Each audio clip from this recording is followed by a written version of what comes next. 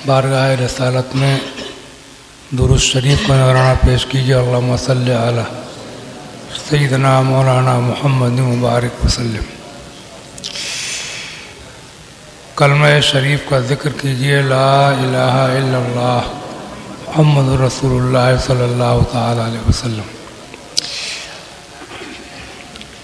आज भी मैंने कुरान अज़ीम की वो आयत करीमा का टुकड़ा तिलावत किया है। इरशाद फरमाया गया, वज़्कुर इस्म रब्बिका व तबत्तल इलैहि तब्तीला, और अपने रब का नाम जिक्र करते रहो, अपने रब का जिक्र करते रहो, उसके नाम को जपते रहो। व तबत्तल इलैहि तब्तीला, और सबसे जुदा होकर उसी के हो जाओ। गुज़श्ता जुमे को मैंने इस बारे में तफसील से बताया था कि उसका होने का मतलब क्या है, कि जो काम भी किया जाए वो उसकी रज़ा के लिए किया जाए। जब कुछ ऐसे भी अल्लाह वाले हुए हैं कि जिन्होंने बिल्कुल ही अल्लाह के लिए सब कुछ छोड़ दिया। एक बुजुर्ग हुए हैं बहुत पुराने ज़माने में, सैयदना इब्राहीम अदहम रज़ी अल्लाह ताला। ये अपने वक्त के बहुत बड़े बादशाह थे। एक दिन अपने शाही महल में रात को आराम से सो रहे थे। छत पर किसी के चलने की आहट मालूम हुई। खुद उठे और छत पर पहुंचे। देखा कुछ लोग हैं। कहा, आप कौन लोग, कैसे शाही महल की छत पे आप लोग कैसे आ गए? तो उन्होंने कहा कि हमारा ऊंट गुम हो गया है, हम अपना ऊंट तलाश कर रहे हैं। बादशाह ने कहा कि तुम कैसे बेवकूफ़ लोग हो, ऊंट ढूंढने के लिए चरागाहों में जाते, जंगलों में सहराओं में देखते, शाही महल की छत पे ऊंट कैसे चढ़ जाएगा? ऊंट यहां नहीं मिलेगा, ऊंट जंगलों में मिलेगा। उन्होंने कहा कि जब इस शाही महल में ऊंट नहीं मिलेगा तो इस शाही महल में जो आप आराम कर रहे हैं, ऐश कर रहे हैं, इस ऐशो आराम के जरिए आपको खुदा भी नहीं मिलेगा। ये कह के वो लोग गायब हो गए। वो फरिश्ते थे।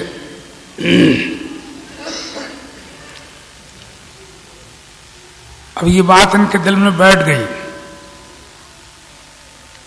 कि शाही महल में खुदा नहीं मिलेगा, ऐशो आराम में खुदा नहीं मिलेगा।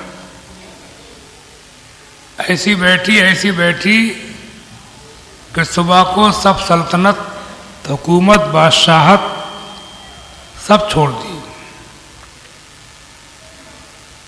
उमरा, वज़रा, रुअसा, ताज और तख्त सब तज दिया, सबसे किनारा किया और एक गुदड़ी पहन करके जंगल की तरफ को निकल गए। लोगों ने बहुत रोका, बहुत कोशिश की, मगर दिल को लग गई थी रात की बात कि शाही महल में खुदा नहीं मिलेगा।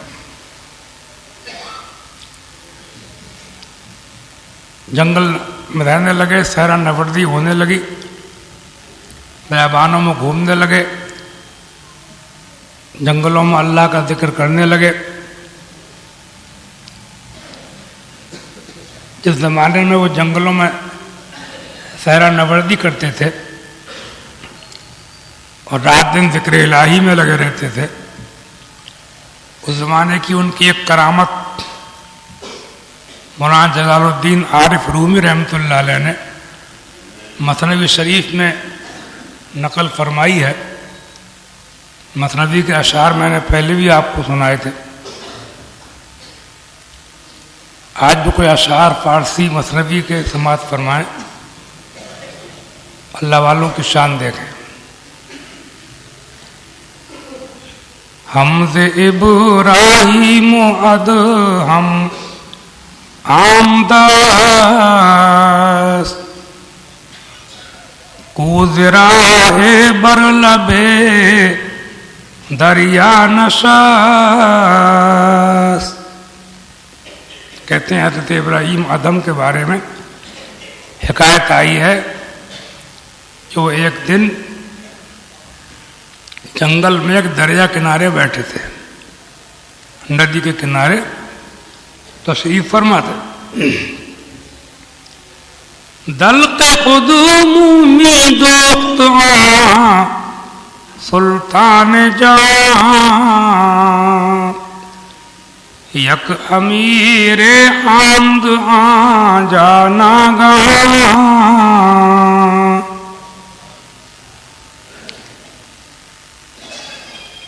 دل کے خود می دوختاں سلطان جہاں, دریا کنارے بیٹھا وہ اپنے من کا راجا اپنی گدری کو سل رہا تھا. گدری پھٹ گئی تھی, اس میں ٹانکے لگا رہے تھے. یک امیر آمد آجا ناگہاں, اچانک وہاں ایک امیر آدمی, ایک بہت بڑا آدمی آ گیا, ایک دولت مند. اس نے ان کو پہچان لیا کہ یہ ہمارا بادشاہ ہے,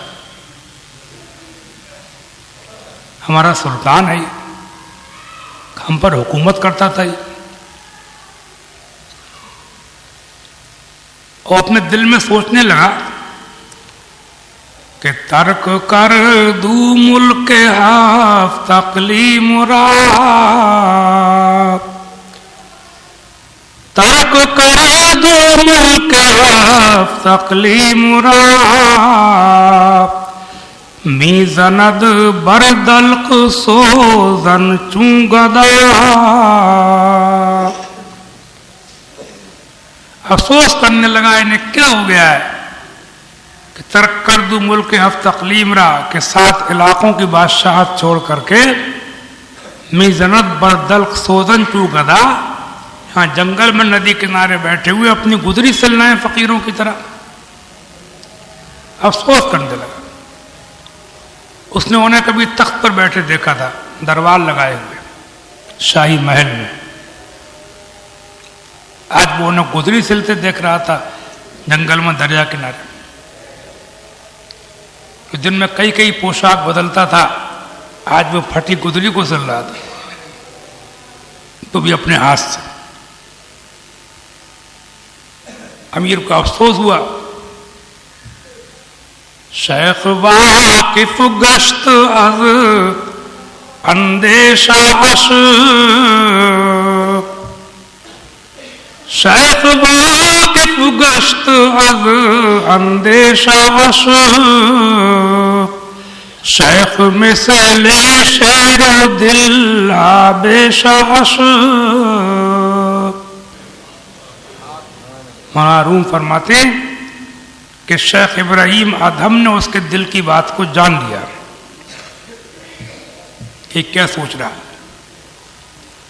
شیخ مثل شیر و دلہا بے شاش فرماتے ہیں شیخ کی مثال اس شیر کی طرح ہے جو جنگل میں آزادی سے گھومتا ہے. ایسے ہی اللہ والا جو ہوتا ہے, کہتے شیر جنگل میں گھومتا ہے, ایسے اللہ والا لوگوں کے دلوں میں گھومتا ہے.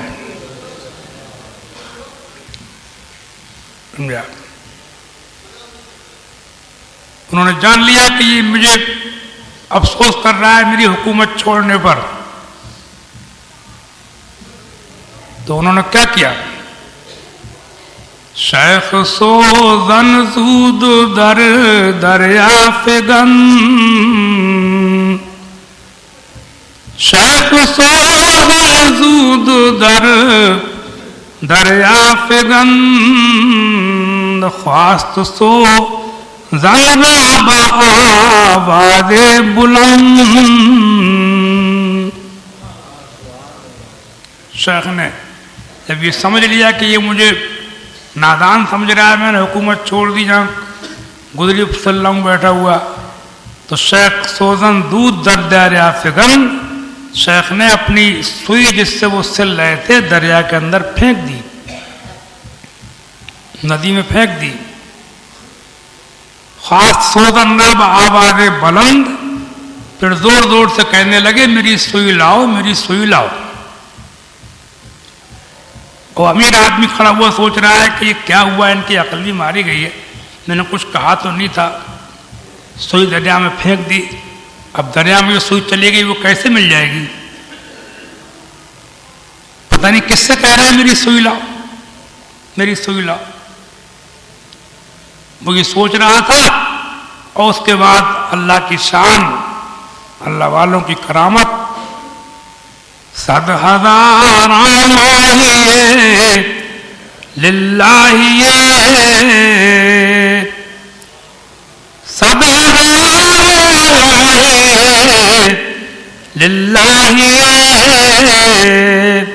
اور سوزن زرد لبے ہر ماہیے.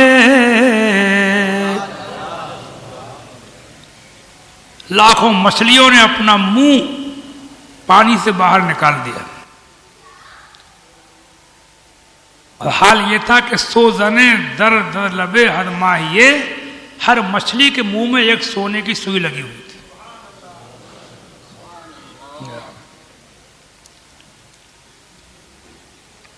اب وہ امیر آدمی جو تھا وہ بھونچک کر رہ گیا، وہ حیرت میں پڑ گیا کہ یہ تو بڑا عجیب معاملہ ہے.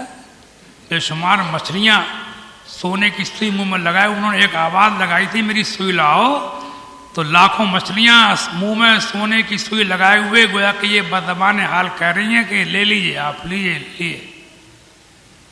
سمجھے آپ؟ اور حضرت ابراہیم ادھم نے جب وہ مچھلیوں کے منہ میں سونے کی سوئی دیکھی تو انہوں نے کیا کہا؟ اللہ کی طرف متوجہ ہوئے. گفت الہی سوزن خود خواستم، گفت الہی سوزن خود خواستم،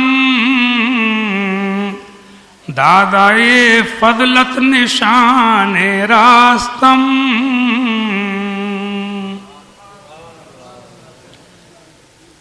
شیخ ابراہیم فرمانے لگے اے اللہ، میں نے تو اپنی سوئی مانگی تھی پرانی، یہ الگ بات ہے کہ تو نے اپنی قدرت کا کرشمہ دکھا دیا، لیکن مجھے ان سوئیوں کی ضرورت نہیں ہے، میں نے اپنی سوئی مانگی تھی. اب دنیا دار لوگ ہوتے اپنے جیسے تو سونے کی سوئیاں جلدی جلدی منہ سے کھینچنا شروع کر دیتے. سمجھے آپ؟ بات تو مچھلیوں کو بھی کھینچ لیتا. خدا والوں کی شان سبحان اللہ، مرتبے بھی ملتے ہیں تو ایسوں کو ملتے ہیں. مفتلائی سوزن خود خواستم، اللہ مجھ کو اپنی وہی سوئی چاہیے پرانی. یہ الگ بات ہے تو نے اپنی قدرت کا کرشمہ دکھا دیا. جب یہ منہ سے نکلا تو ماہیے دیگر برآمد در زمان، ماہیے دیگر برآمد در زمان، سوزنے اورا گرفتہ در دہان.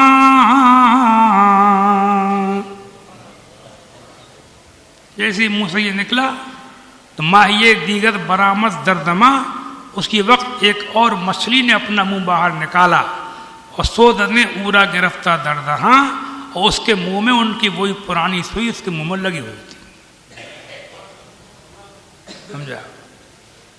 جیسے انہوں نے کہا کہ مجھے اپنی سوئی چاہیے، یہ نہیں چاہیے، ایک اور مچھلی نمودار ہوئی اور ان کی سوئی اس کے منہ میں لگی ہوئی تھی. اب وہ امیر آدمی جو ان کو نادان سمجھ رہا تھا کہ انہوں نے بادشاہ چھوڑ کر کے حکومت، تخت و تاج، ملک و مال، سلطنت سب چھوڑ چھاڑ کے یہاں جنگل میں گزری سلنا ہے، کیا ہو گیا ان کو؟ शेख ने अभी तक उससे कुछ नहीं कहा था, उसके दिल की बात को जान लिया मगर उससे बोले कुछ नहीं, अपनी शान दिखाई जो अल्लाह ने उनको अता फरमाई। और उसके बाद अब जब वो देख लिया उन्होंने सब कुछ और उन्होंने अपनी सुई मछली के मुंह से ले ली, अब उसकी तरफ को मुतवज्जे हुए और एक जुमला फरमाया, रूबदो करदा बगुफ्तश ए अमीर, रूबदो करदा बगुफ्तश ए अमीर, मुल्क दिल बे आचुना मुल्क हकीर।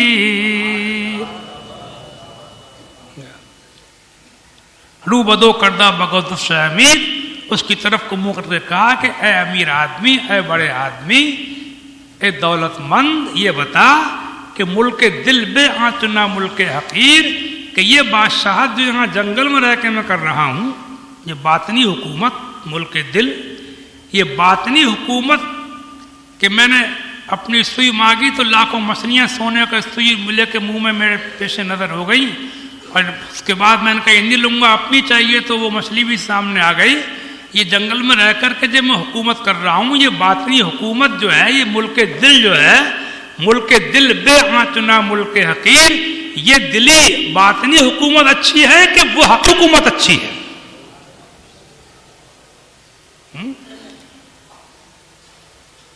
तो मुझे गुजरी पोस्ट समझ रहा है, मैं यहां रह करके जंगल में भी जंगल की मखलूक पे अल्लाह के करम से मेरी हुकूमत चल रही है, समझा? और फिर उसके बाद मैंने कहीं सुना है कि वो अमीर आदमी भी उनके हल्का बगोशम हो गया, सब कुछ छोड़ छाड़ के, समझे नहीं? तो ये अल्लाह वालों की शान है। और बेशक जो लोग दुनिया को छोड़ते हैं उन्हीं के पीछे दुनिया फिरती है, और जो दुनिया के तलबगार होते हैं बहुत ज्यादा, दुनिया उन्हें धोखा देती है। हम आप बिल्कुल दुनिया तो नहीं छोड़ सकते, लेकिन कम से कम अपनी जिंदगी को महदूद करो, जाती अच्छी नहीं, समझे आप, थोड़े में काम चलाओ, वही नारा जो हमने दिया है उसी को याद रखो। मोमिन की शान, सादा खाना, सादा कपड़े, सादा शादी, सादा मकान, मोमिन की शान। अस्सलामु अलैकुम व रहमतुल्लाहि व बरकातुहू।